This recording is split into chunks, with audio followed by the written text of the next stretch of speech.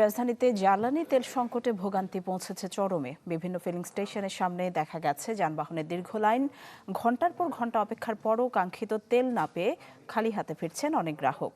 পরিস্থিতি নিয়ন্ত্রণে সরকারের আশ্বাস থাকলেও মাঠের চিত্র উল্টো।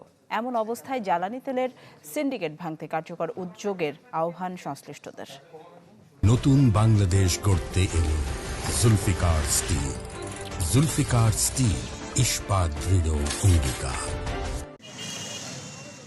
রাজধানীর বিভিন্ন এলাকায় পেট্রোল পাম্পে সকাল থেকেই দীর্ঘ লাইন। ঘন্টার পর ঘন্টা অপেক্ষার পরও মিলছে না কাঙ্ক্ষিত জ্বালানি। তেল সংকট নেই, সিন্ডিকেটের বিরুদ্ধে অভিযান চলমান, এসব বলা হলেও বাস্তবে মাঠের চিত্র একেবারেই ভিন্ন। সবচেয়ে বেশি ভোগান্তিতে পড়ছেন চাকুরিজীবীরা।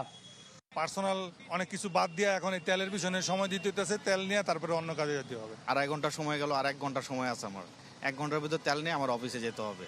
অফিসের ব্যাঘাত ঘটছে, বাস্তব জীবনেও ব্যাঘাত ঘটছে। যদিও কোথাও দীর্ঘ অপেক্ষার পর মিলছে তেল, বলছেন এই যেন তাদের সোনার হরিণ।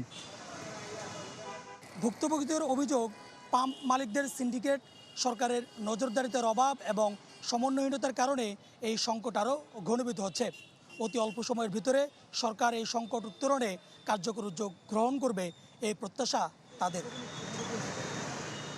সোনার হরিণ পাইছি আমি 2 ঘন্টা পরে, এবং এরকম যদি তেলের সংকট থাকে তাহলে তো আমাদের অনেক সমস্যা হয়ে যাবে। আগে থেকে এটা যদি প্রিপারেশন থাকতো তাহলে আমরা হয়তো এই দুর্ভোগটা এড়ানো কিছুটা হলেও সম্ভব হতো।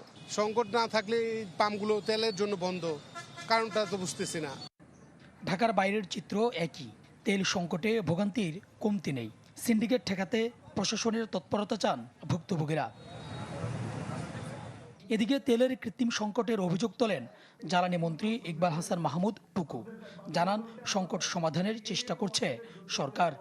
হঠাৎ করে প্যানিক বাই, আজকে যদি কেউ বলে যে 1 মাসের মধ্যে দুর্ভিক্ষ লেগে যাবে, আমাদের বাজারে কোনো চান্স পাবেন, ঠিক এইরকম অবস্থায় যুদ্ধে পড়ে এরকম অবস্থা হয়েছে।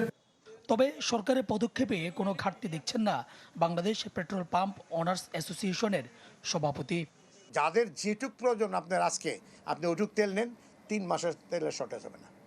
কারণ আপনি যদি আপনার যা দরকার তার 4 গুণ 3 গুণ 5 গুণ ডবল তেল নিতে চান, সরকার কি ওই নদী থেকে পানি এনে দিতে হবে? এই যে কোনো পথ নাই ভাই। কবে নাগাদ এই সংকট কাটবে তার সঠিক উত্তর নেই কারো কাছে। সুলতান মাহমুদ আরিফ, চ্যানেল 24, ঢাকা।